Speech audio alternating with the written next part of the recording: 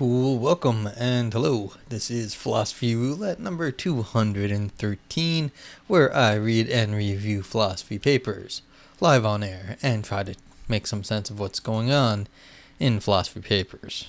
Because it can't make sense anywhere else. Maybe philosophy papers make some sense. Alright, so what do we got? From yesterday, we got some updates. We got Philosophical Quarterly and Synthese since yesterday. Stuff to look at, Ergo, open access. I'd love to read some more Ergo stuff because it's open access, but I'll tell you the truth, all their stuff is so long. I mean, it's like 30 pages.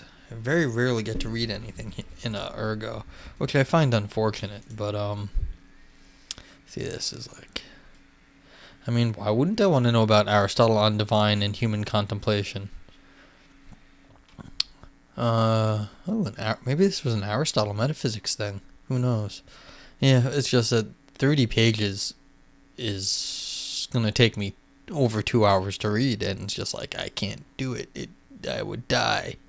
So, sorry, can't read Ergo. I mean, maybe I could break one up over 2 days. I mean, I've read stuff from Bentz before. Good philosophy, like, worth reading. Just can't do it. I can't do it. I can't do it. I need more power. It's like 2 hours of reading. And I mean, I had a request from a viewer yesterday. Say, look, like, map out the paper while you're reading it so that people can like catch up to you. I'm like, I don't know what's happening in the paper. I've never read these before. Clayton Littlejohn. I think I've read something from Clayton Littlejohn because, well, heck, how could you forget a name like Clayton Littlejohn? Where's my searchy things? Alright, Clayton Littlejohn. I mean, look at this. 600 downloads. How many pages is this? This is also 30 pages. Let's just take a quick look. Truth, Knowledge, and the Standard of Proof in Criminal Law. Yeah, I must have read something on criminal law. But let's just see how long it is. It can't possibly be short enough for me to read on stream. Yeah, 29 pages, single-spaced. Not happening. But, I mean, cool. Did I read this presentism, eternalism, and where things are located? I mean, this seems like a 11-page paper that'd be maybe something worth taking a look at. Of course, you are welcome to suggest a paper if you are watching live, or send me something. Ooh, it's on the PhilSci Archive. I love the PhilSci Archive. If anyone here does not know about the PhilSci Archive, that is a separate archive from like Phil Papers. It's basically all about philosophy of science.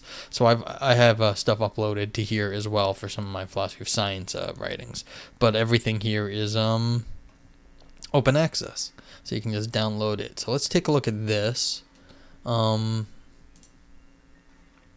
So it's 15 pages, double space. This is definitely something worthwhile.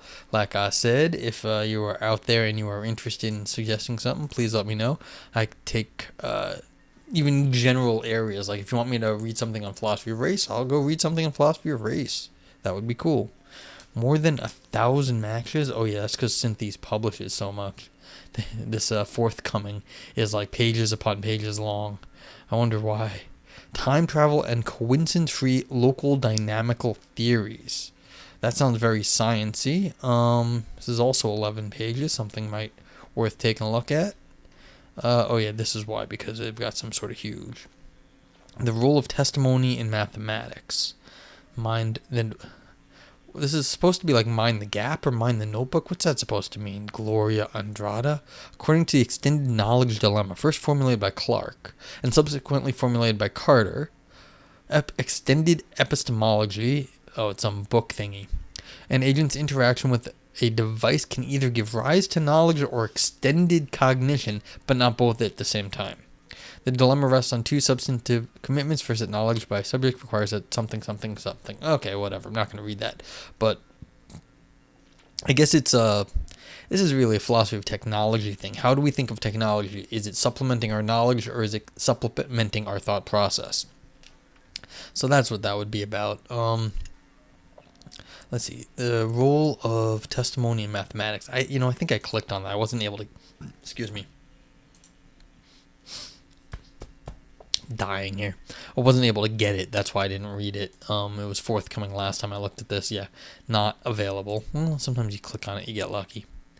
No, buy article $40. That's what I think is so crazy about this stuff. $40 to just read a philosophy. This is the one I have open. And then we've got time travel and coincidence-free local dynamic theories.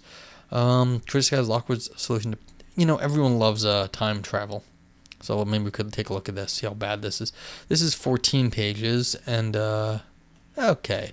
So we've got two from Cynthia's. We could either do this one on time travel and coincidence-free local dynamical theories, or we can do presentism, eternalism, and where things are located. Let's do the time travel just for people seem to like time travel. I like time travel. Everyone likes time travel. What was I watching? Looper. I hope everyone's seen the Looper movie. It's kind of fun. It's I'm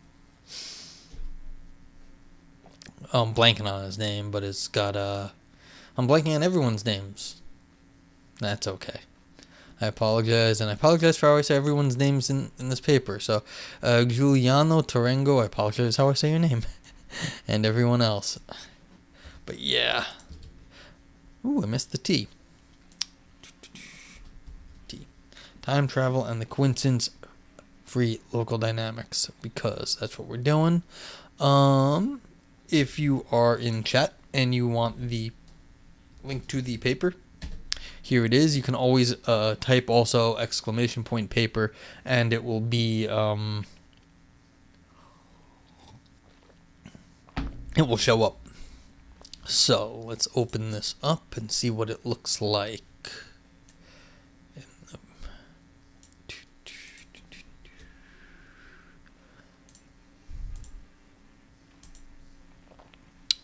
Cool. Alright, so let's take a look.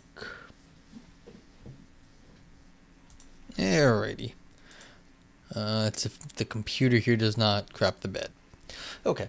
And I apologize to anyone who craps the bed. The Paradoxical Train, Local and Global Constraints. In his book, The Labyrinth of Time, Michael Lockwood has argued that the possibility of time travel poses a threat to the autonomy principle. Ooh, autonomy principle. It's a good question. Since I was asked, how am I supposed to, if anyone's supposed to catch up in the middle of a philosophy paper? Because these things are hard to begin with. How could I do that? I'm thinking about it, but I've been trying to think about this for a while, so I'm rethinking about it now. It's hard. Autonomy. Any configuration of matter and energy that is locally consistent with the laws of physics is also globally consistent with these laws.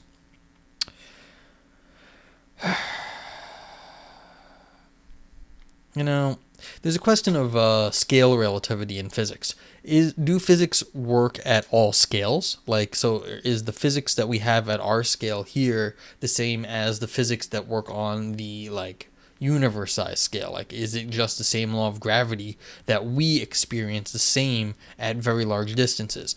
We assume it is because we have no other way of understanding it, but all of our theories don't work so well right before the Big Bang or something. So the idea that all the configuration matter and energy that is locally consistent with the laws of physics is also globally consistent with these laws doesn't even fly in terms of physics, because physics can't explain all the things that happen at all configurations of matter and energy.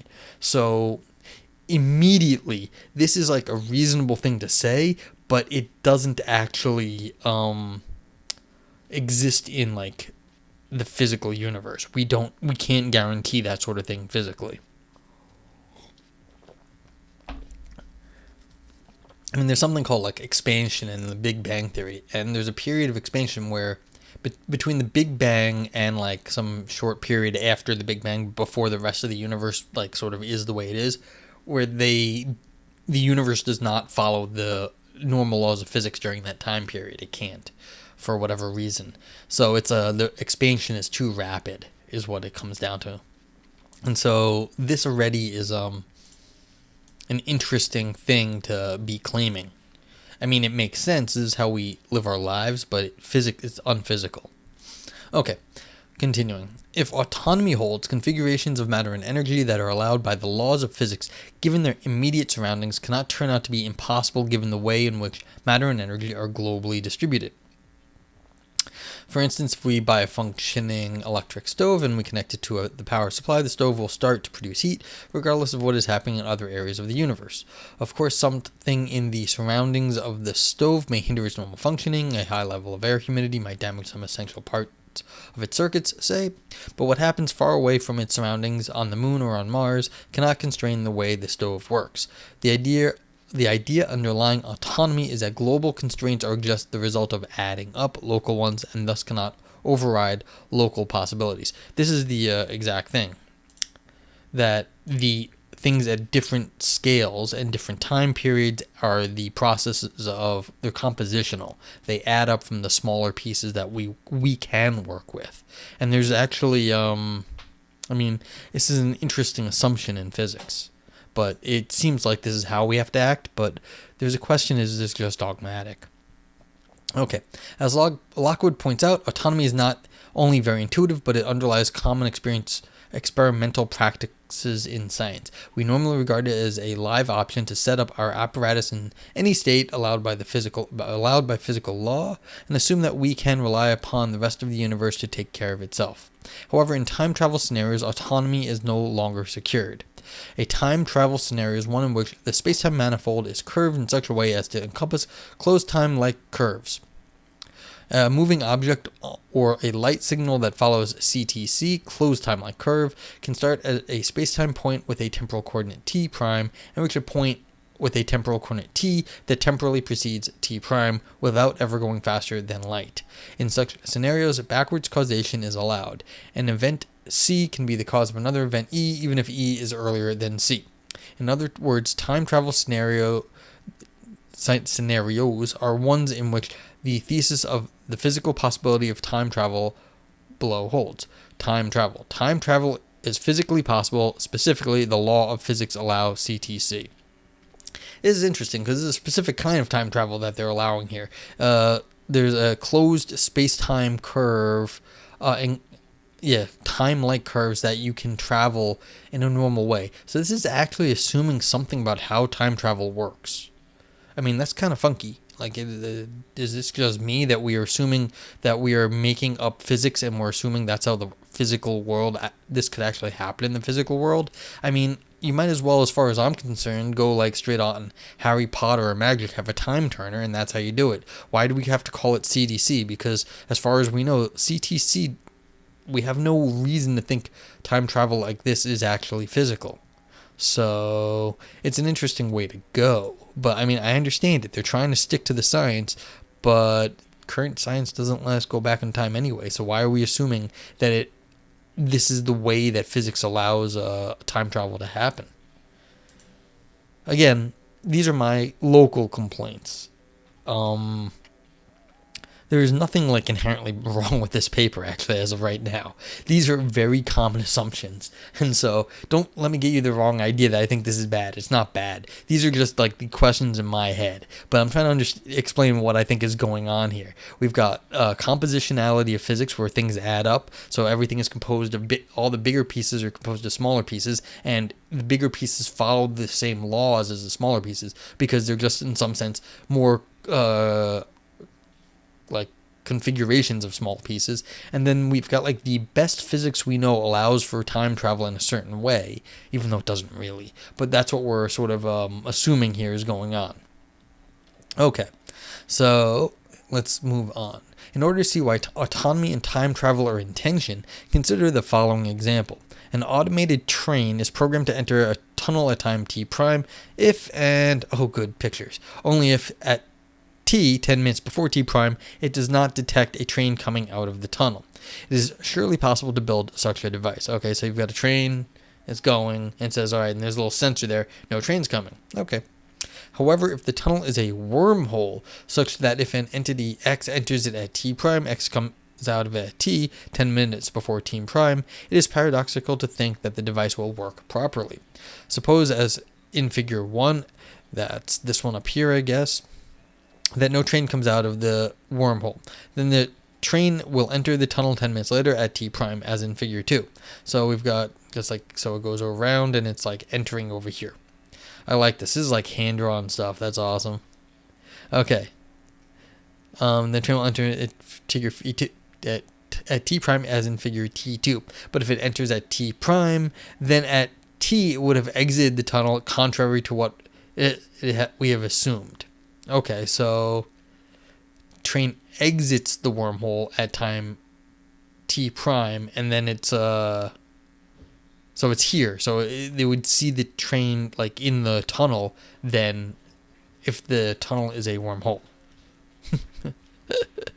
Analogously, if the train exits the tunnel, then after 10 minutes at t prime, it will not enter the tunnel, and hence it would not have exited the tunnel at t, contrary to what we have assumed.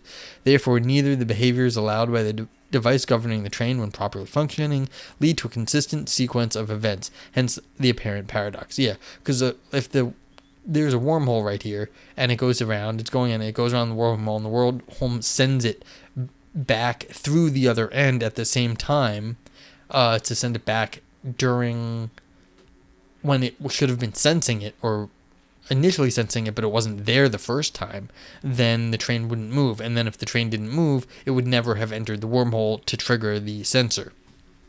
And so it either does and does not trigger the sensor if it moves. Yeah. And then it wouldn't have moved. So if it moves, then it didn't move. And if it didn't move, then it did move. Yeah. Awesome. Okay. So yeah, and if anyone has questions out there, please let me know. I will do my best to answer it. I don't know if I get everything right. In this scenario, the absence or the presence of a train coming out of the tunnel at T represent a boundary condition on the constraints of what can happen to the train and device governing it. That is, after T, certain options that appear to be open if we consider only the surroundings of the train are ruled out by the global distribution of matter and energy, contrary to what autonomy says. Okay, so what's autonomy? What work is autonomy doing here? After T, certain options that appear to be open only if we consider only the surroundings of the train are ruled out by the global distribution of matter and energy, contrary to what autonomy says. So basically, because you're supposed to be adding stuff up from the way things are now, that means that the wormhole sending it back can't be in the little autonomy like bubble, that little local dynamic thing. So if you can't be that violates autonomy, because the wormhole would change things later, but you can't take that into account because you're only adding things up from how things are here. And so that you can't go around the universe through a wormhole, because that would violate autonomy, because you're not adding things up from the way they are locally. That would go like that would just sort of break it, because you can change the way things are locally based on some sort of strange universal thing like a wormhole. Okay, such a global constraint does not determine what will happen to the train, but it determines that something preventing the train from entering the tunnel will happen. If no train comes out of T, and mutatis mutandis, if a train comes out of it at T. In other terms, the global situation requires that some event or other stand in the way between the train and its entering the tunnel. Maybe a meteorite will hit it right after T, or the device will jam, or blah, blah, blah. Alright, so this argument is saying that basically, if the train goes, then it stops, and then it just stops, because it should do that. But the problem is, if the train doesn't go, then it has no reason to. But since this is the only way the universe has to make sense of this situation, something else in the universe should prevent the train from actually moving. That the train always has to be at rest. Because the train exiting and entering doesn't make a whole lot of, makes less sense. These arguments are very tough, actually. I've seen this before, that trying to explain exactly what's going wrong in like time paradoxes is much harder than first looks like. But anyway, because you think, what else would stop it? What might else happen? No one knows. No one knows. Why should the universe conspire to do anything to stop something? Maybe the universe likes contradictions. I don't know, or paradoxes. Okay. Now, there is disagreement over the status of such events. This is what I mean. This is a good point.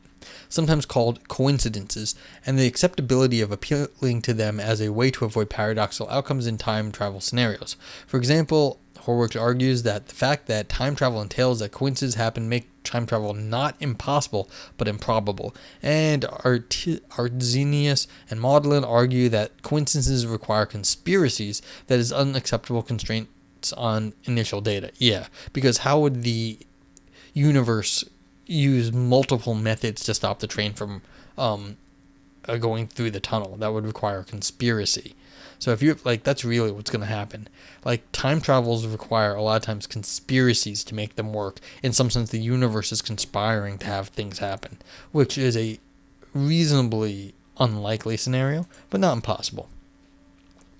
A thorough discussion of the issue would be beyond the scope of this paper. What I want to stress here is that time travel seems to require, at least given our present knowledge of physics, that only on the grounds of global constraints can we explain why something will prevent paradoxical outcomes from happening. Such an explanation is not coincidence-free in the sense that it is based only on global constraints and not on a local dynamical theory.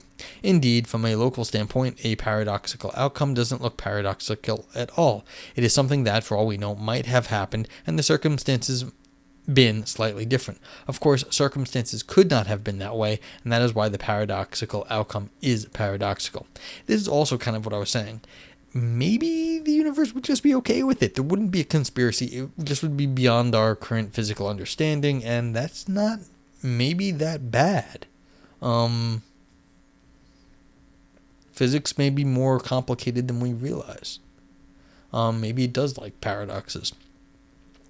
The point is that to be coincidence-free, you can't explain why something's going to get stopped looking at the composition of the physics here. If the universe is preventing a paradox by sending a meteorite our way, there is something extra, like, super causal in that story. Something would have to, the universe would have to conspire to send a meteorite here to prevent something local from happening.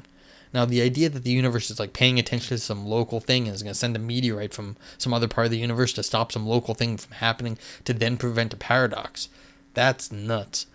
But that's the point here. It's that what is going on, that you are violating the autonomy principle from above, that the local stuff is just fine and that there isn't some global conspiracy, and and that you have to look at global things to start to try to get yourself out of paradoxes if you are trying to remove physical paradoxes. Okay. Author says, my point here is not to defend or attack, for that matter, the idea that coincidences of this kind are in some sense or other acceptable. Rather, I wish to point out that in presence of CTC, that'd be the wormholes, certain configuration of matter and energy that are consistent with their surroundings are ruled out by the requirements that those configurations should also be globally consistent. Therefore, the presence of CTC global constraints seem to override what is locally possible according to the laws of physics, and if that is the case, then time travel is incompatible with autonomy. Thus, any attempt to reconcile time travel and autonomy requires a coincidence-free local dynamical theory of transmission of matter and energy throughout wormholes, or whatever else does the trick of taking back in time, matter, and energy. Okay, so they're saying basically, if you want time travel, you have to somehow change. It requires a coincidence-free local dynamic theory. So they're saying, if you want time travel, you have to change our understanding of physics at the moment. Okay. Cool. How many dimensions does time have? 1?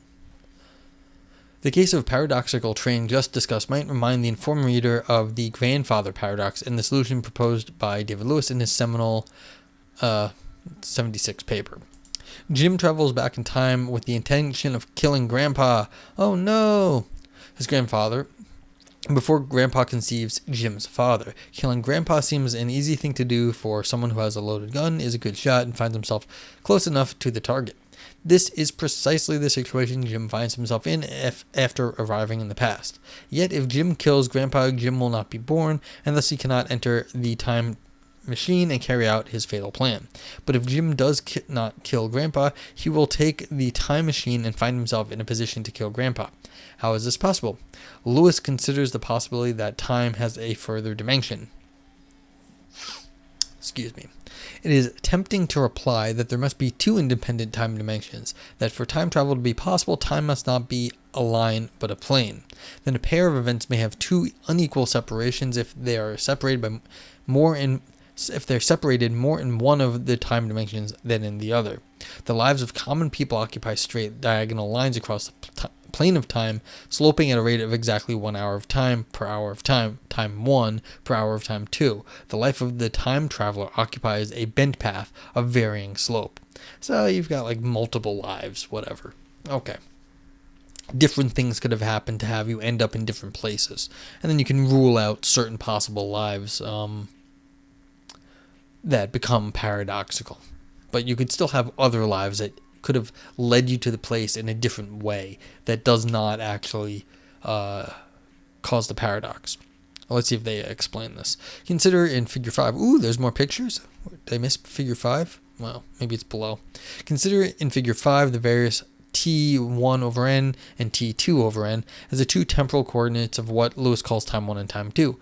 A non-time traveler's life would follow the straight diagonal line A, whereas the life of a backwards time traveler could look like A till it reaches the point with coordinates t11 and t22, and then following segment B, bend back to the point coordinates with t13 and t21. So let's, do we have a picture? Where's my picture?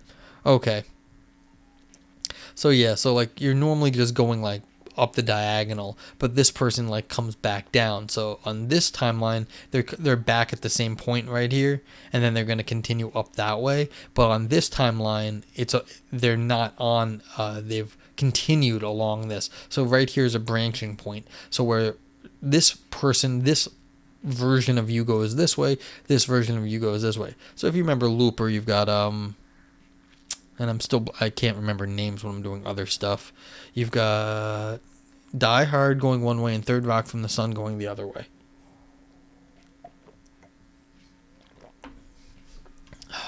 And I mean, it's on the tip of my tongue, but he does a lot of the time travel movies. He was in 12 Monkeys, a few other ones. But yeah. Where was I? Alright, yeah, so down there, I was just showing. Okay. In a two-dimensional model, it's easy to see how Jim's puzzle can be solved. If Jim's life follows the bent path in the picture above, once he reaches T12 and T22, he will travel back in time along the vertical axis, but not along the horizontal axis. Therefore, the past that he reaches in T13 and T21 can be different from the past in T11 and T21. In the latter, Grandpa lives and begets Jim's father, since Jim was born sometime afterwards a point along line A. In the former, it may well be that the case Grandpa is killed by some mysterious stranger from the future. Although the two-dimensional model provides a resolution to the paradox, this is not the solution of the puzzle that Lewis favors. On closer inspection, however, this account seems not to give us time travel as we know it from the stories. When the traveler revisits the day of his childhood, will his playmates be there to meet him? No. He has not reached that part of the plane of time where they are. He is no longer separated from them along one of the two dimensions of time, but he is separated from them along the other. I do not say that two-dimensional time is impossible, or that there is in no way to square it with the usual conception of what time travel would be like. Nevertheless, I shall say no more about two-dimensional time. Let us set it aside and see how time travel is possible in one-dimensional time. As the passage above makes clear, Lewis explicitly endorses what we call the principle of unity of time, which is incompatible with a two-dimensional conception of time. Unity. The timeline, namely the temporal dimension in which we and everything else are located, is unique. So this is basically just saying, if you kill your grandpa, it is a paradox. There is no like separate branch that no separate world that's getting broken off that somehow has found a different way to exist. Okay. The fact that Lewis is unwilling to jettison unity in order to save the possibility of time travel explains why his solution to the grandfather paradox parallels the case of the paradoxical train that we just discussed in the previous section. The global consistency of the situation requires that certain options that look locally consistent be ruled out. Since Jim is Grandpa's grandson, if he tries to kill Grandpa before Grandpa begets Jim's father, Jim is bound to fail. You see, why is he bound to fail? This is the conspiracy right here. Why, if you are trying to murder your grandpa, are you bound to fail? Maybe you just the whole thing collapses at that point. I don't know, but this is what people think, that somehow it's going to fail. Again, some coincidence will prevent Jim from killing Grandpa. He will slip on a banana peel, the gun will jam, he will mistake Grandpa's best friend for Grandpa. Indeed, the paradoxical train case can be seen as a version of the puzzle that is purified of any reference to human capacities and issues of free will. And in both cases, it is the endorsement of unity that forces us to abandon the AP in favor of a coincidence solution to the puzzle. Therefore, tension is not necessarily between autonomy and the possibility of time travel, but we are rather confronted with a seemingly inconsistent triad: time travel, autonomy, and unity. The question then is, which one or ones shall we give up? And so, look, if there is only one timeline that we can exist in, then physics has to be only in that timeline, and then time travel seems impossible, or grandfather paradoxes seem impossible, or you can give up something, if you're not going to give up time travel, you have to give up the autonomy of physics, that it actually doesn't acts as we think physics does, or that we can just split time. It's not actually the sort of thing we think it is. Okay. Making the case for a 5D manifold, so they're just still adding in more dimensions then. Okay, but let's see. Lewis, as we have seen, keeps time travel and unity. Others, like Horwich, keeps autonomy, but argue that any attempt to change the past must be de facto unlikely to happen, given that they would require repeated coincidences. Lockwood argues that the best way to accommodate the triad is to get rid of unity. Given that contemporary physics suggests that backward time travel, at least at a quantum scale, is likely to happen, and that autonomy is methodologically sound, jettisoning unity seems to be the best option, unless there are strong reasons against it. Now, two-dimensional time does not have support from physical theories. However, adding an extra dimension to time is not the only way to dismiss unity. Lockwood's favorite interpretation of quantum physics, the many-mind interpretation, has it that the arena of reality, the manifold where all physical events take place, is not confined to one temporal dimension and three spatial ones, but it is five-dimensional manifold composed by three spatial dimensions, one temporal dimension, and one dimension of actuality. I have no idea what a dimension of actuality is. I hope someone tells me. In this 5D spacetime actuality manifold, the dimension of actuality is orthogonal to the other four, and entities can be multi-located along it. Thus, the dimension of actuality embeds a 4D manifold and expands the possibility of being located at any of the coordinates along its dimensions. In particular, an entity that is located at coordinate t of the temporal dimension can be multi-located at many distinct coordinates, w, w prime, w, w prime, w double prime, along the dimension of actuality, and that means that the time is not unique in the sense required by unity. Okay, so this is giving you not another time dimension, but we're just not going to call it another time dimension. We're going to call it actuality dimension. So how is this just not a, maybe it's a little bit more general than a second time dimension, but it seems just like the same sort of thing. You're branching, but you're not branching just two time dimensions. You're branching a whole full-on dimension where you could have alternate physics too, I guess. Or like an alternate physical dimension. I'm like, okay. Well, you can do that. It just seems even more radical than an extra time dimension, though. Even more importantly, if we drop unity by endorsing 5D spacetime actuality manifold, rather than adding a dimension to time, we can have backward time travel without renouncing autonomy within a physically plausible scenario. Okay, maybe that's why you want it, because it makes the physics nice?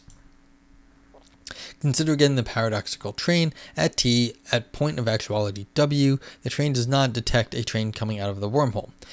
Hence, at the point of actuality w, it enters the wormhole at t prime. By entering the wormhole at t prime, the train will be going back in time along the temporal dimension, but also sideways along the dimension of actuality, thereby ending up at a different point of actuality w prime, where it finds a younger version of itself. This version of the train detects a train coming out of the wormhole t, and hence it won't enter the tunnel later at t prime. In 5D manifold, the train gets an extra degree of freedom, and this frees it and the device that governs it from the global constraints that we have seen at work in the 4D scenario. Okay, so instead of splitting time, you're splitting the physical reality. So it's saying you've got multiple physical universes that exist all at once, and that way while you have not blocked the train in one of the physical universes, you have blocked the train in a different physical universe, which is where the wormhole has taken you. So that means even though they're all traveling on the exact same timeline, you have multiplied physical universes, and therefore, because you have infinite physical universes, you can block the train on an alternate physical universe, even though it's not an alternate timeline, because they all sort of move in step in that timeline. So one physical universe kind of cancels out the other by taking this sort of like wormhole. Okay. I mean, that's a little... I don't see why this is better than a double time, like multiplying universes along the physical dimension or this actuality dimension seems just as dubious. If you think it's dubious to multiply time dimensions, why should multiplying physical dimensions be any better? Okay. So, where were we? In a 5D manifold, the train gains an extra degree of freedom, and this frees it and the device that governs it from the global constraints that we have seen at work in the 4D scenario. If the train detects no train coming out of the tunnel at T, then the point W of actuality is free to enter the wormhole without any coincidence standing in its way. If the train detects a train coming out of a tunnel T at point W prime of actuality, is free to remain without any coincidences, forcing it somehow to enter the wormhole. In other terms, within a 5D manifold background, it seems possible to formulate a coincidence-free local dynamical theory of the transmission of matter and energy through path-directed wormholes. Lockwood concludes that if we have to make room for actual time travel, as modern physics seems to require, then the best arena for physical phenomena is a space-time actuality manifold in which time travel is possible and autonomy is not violated.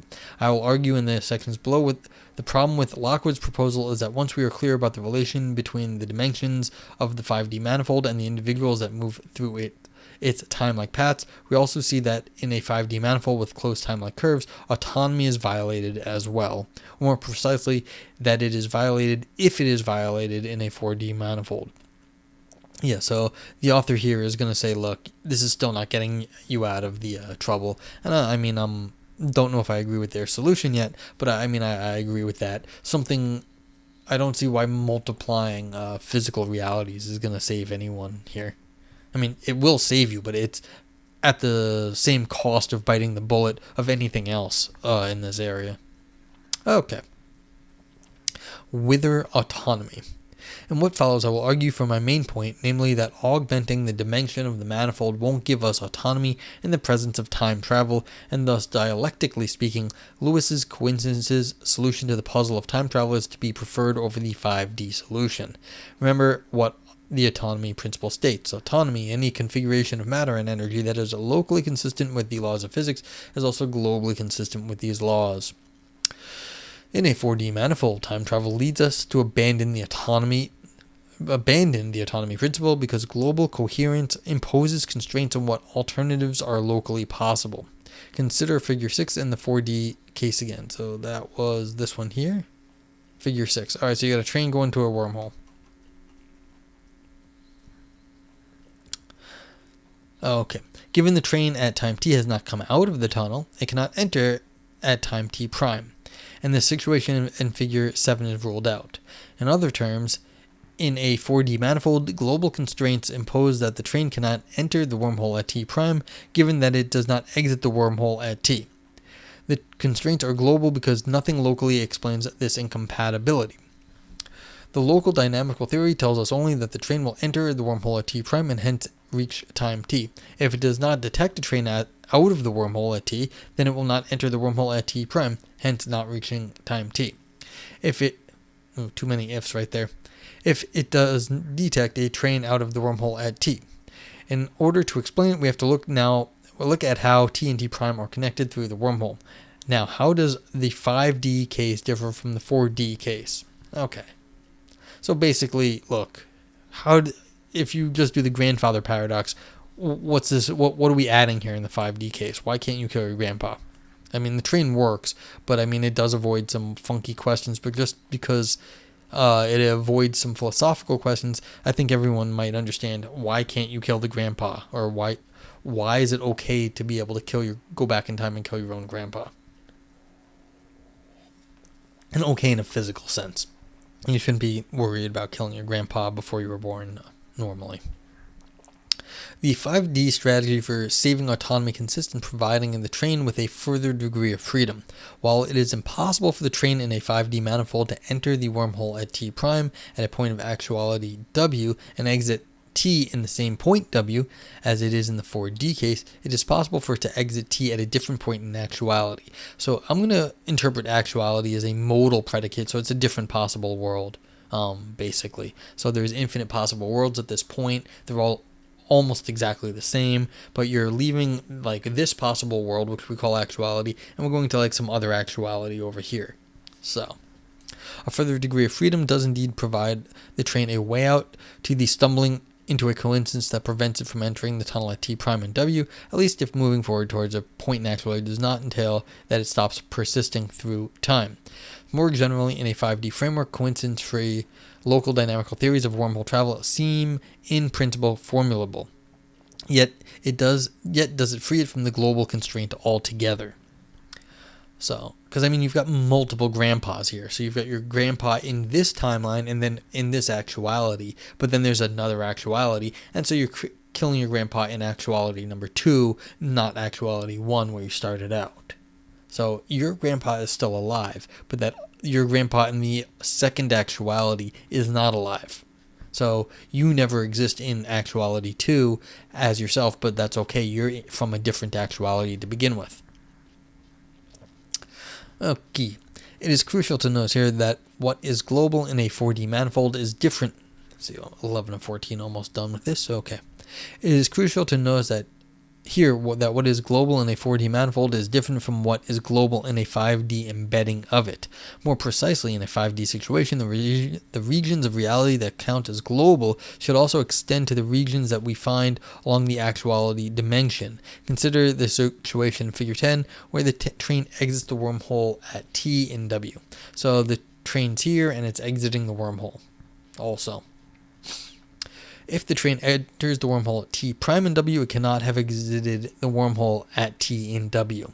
Even in a 5D manifold, the scenario constrains the goings-on of the train in such a way that if it had entered the wormhole at T prime in W, it cannot exit it at T in W, but it has to deviate to W prime per force. This is what I was saying before. You start off when you're actuality, and then you're moving to a second actuality. You're not in your original world, you're in world W prime. So that's what's happening right here. So you can't kill the grandpa in your life, in your actuality, but you can kill your exact same like grandpa clone in a different actuality, which is in world W prime. But what makes W prime at T so different from W at T? Figure 10 depicts a situation that cannot take place if what is depicted in Figure 7 happens. That is, in W, the train enters the wormhole at T prime. But which locally would be as physically possible as the situation in 12. So far as we can assume that the situation in figures 8 and 10 would be qualitatively indistinguishable, the only answer can be in how they connect with other points of actuality and other times. Does this mean that only a global constraint can explain why the train in a 5D manifold will end up in W prime rather than in W? Namely, that the explanation of the whereabouts of the train are no less coincidence-free in a 5D manifold than in a 4D one? The answer is yes, unless there's a local dynamical theory that can provide us with an explanation of why the train will be pushed towards W prime rather than W, given what we find in the area of actuality before the train enters the wormhole. Okay, so what the author is saying here is basically, look, how does the wormhole know to send you to a different world that's always going to be not the same world? Why does the wormhole send you to or a place where you can kill your grandpa, as opposed to back to your own world where you can't kill your grandpa? I mean, you could just say, well, that's how wormholes work. You can go back in time, but it's sort of they bifurcate reality. Now, that would be an ad hoc physical theory that you could buy it if you want or not, but it does seem a little arbitrary. Unfortunately, a local explanation of why the train has to deviate along actuality does not seem forthcoming. It is not difficult to imagine a situation in which coincidences will show up also in a 5D scenario. Imagine we have a local dynamical theory tell us that whether the train will be pushed towards W prime or W depends on some of its intrinsic states. Let's say that if the train is positively charged, the wormhole takes it to W, while if it is negatively charged, the wormhole takes it to W prime. It is surely locally possible to construct a device such that if it does not detect a train outside the train tunnel T, it becomes positively charged and heads towards the entrance of the tunnel.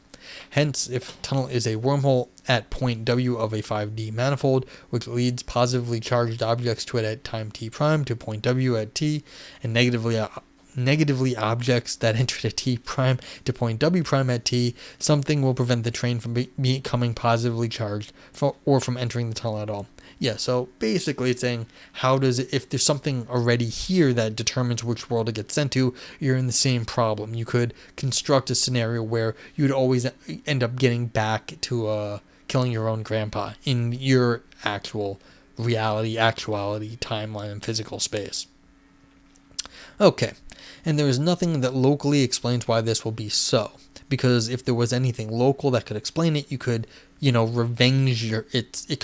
revenged upon you. The local explanation could be then used to say, well, to create a new paradox is what it is. That's what this bit with the positively charged objects were.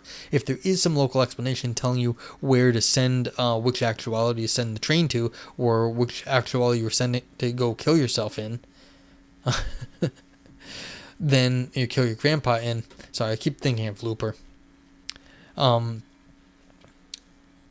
Then you could also use that to send it to a different one, or you could send it back to yourself, causing the paradox again. So, concluding, it is only globally by endorsing the perspective from the whole 5D manifold that we can explain why the train cannot become positively charged. So again, you'd have to appeal to something else outside of the local physics. Given that the local dynamical theory cannot provide an explanation of why the device won't work properly, we have to conclude that there are coincidences in a 5D manifold too. Well, or there'd be something else. We can't explain. I don't like the coincidences theory, but that's fine. The global configuration of the 5D manifold can tell us only that something will impede the device from working properly, but not what kind of events will be locally responsible for this. Surely there can be ways to specify the dynamical theory that guarantee that an entity that enters a backward-directed wormhole will always end up at a certain distance from the point of actuality from which it started. A theory of this sort would respect autonomy. However, this would be a Pyrrhic victory for the defender of the 5D manifold. The fact that such a scenario is coincidence-free is entirely due to the presence of a current in a flat actuality of space or some equivalent factor. It is not the hypothesis per se that reality is a 5D manifold that explains the coincidence. This is basically saying it's ad hoc. There's something of a current. I don't know what the heck a current is. It's an ad hoc solution, basically saying, well, just because the 5D manifold is exactly what's fixing it, and there's no reason why that should always work. Compare this situation with one in which the dynamical theory constrains a time traveler in the 4D manifold to end up invariably a far away spatially and temporally from its point of departure. Such a theory would be coincidence-free, but merely because of the constraint that it incorporates. At any rate, surely not in virtue of the structure of the 4D manifold on which it is specified. Moreover, a defender of the 5D manifold should independently motivate the choice of an actuality dynamics of this sort, and as we noticed already, given our present knowledge, no such a justification seems forthcoming. The moral is that if time travel is incompatible with autonomy in 4D space-time manifold where unity holds, then adding a degree of freedom by embedding the 4D manifold in 5D space-time actuality manifold won't really vindicate autonomy. The best that the 5D manifold solution to the puzzles of time travel can do is to save a version of autonomy that is relativized to points of actuality. If the global constraints are global only relative to points of actuality, then nothing globally, in this sense, will constrain what is possible for the train locally.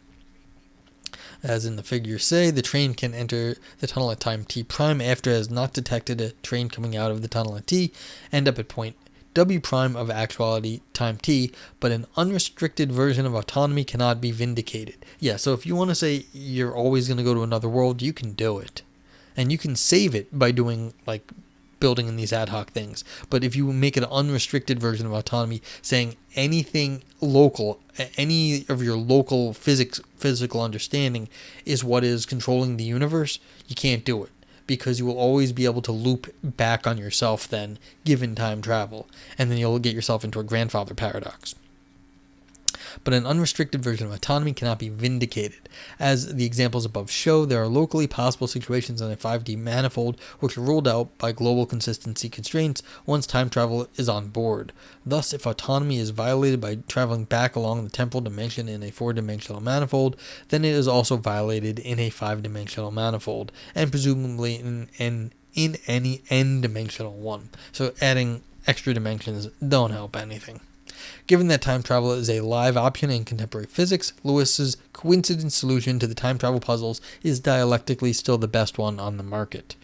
Okie dokie, then that would be it. What's the 16 here?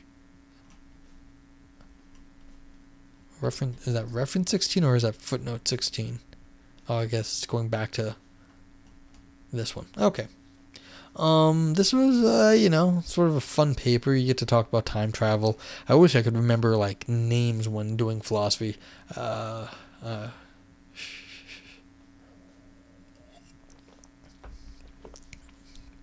yeah.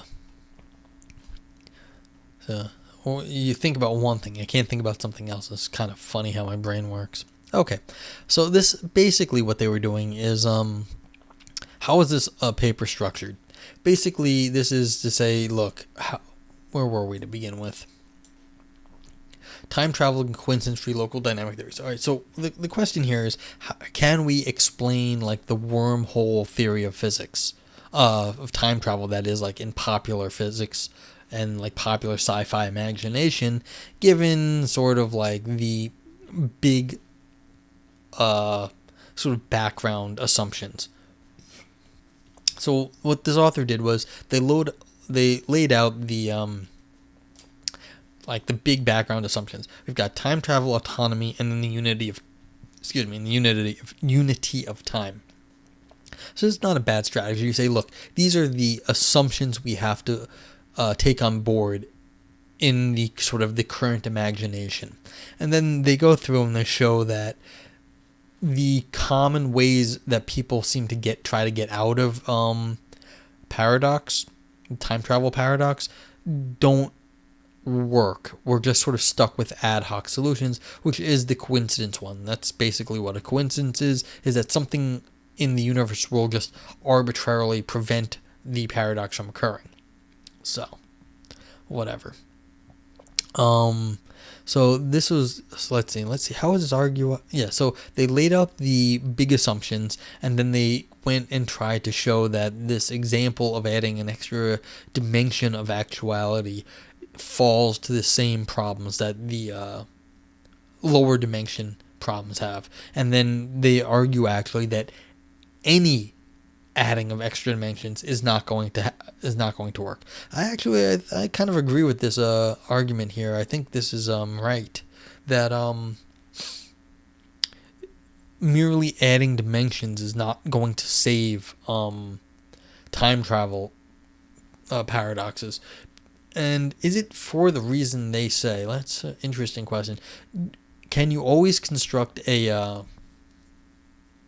paradox based on an arbitrarily, because the time travel things, you always have to say, well, you're splitting time, or in this case, you're splitting physical reality, but then you have to also do the extra step in saying, and when you go through time, you always end up in a different universe, in some sense.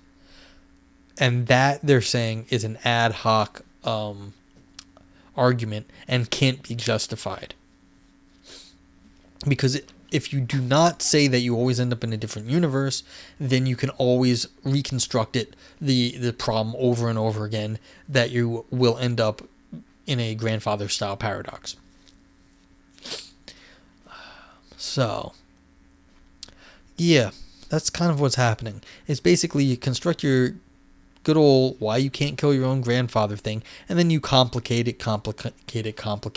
But they bring it back and show adding dimensions, either time or in like this sort of actuality, is kind of multiplying physics. Then you do not solve the problem, because you have to always be able to jump to other realities, and once you jump to the other realities, that's a global constraint and not a local one, and so you end up violating the local constraint which you wanted before. So, okay. Let's see. As an anonymous branching time structure. All right, so this is exactly what I was saying. As an anonymous referee rightly noticed, Lockwood's proposal is roughly that of a branching time structure, and so he's going to he sticks to the original formulation of the dimensional manifold rather than rephrase it in terms of topological structure. Yeah. So I took the reviewer's tack here.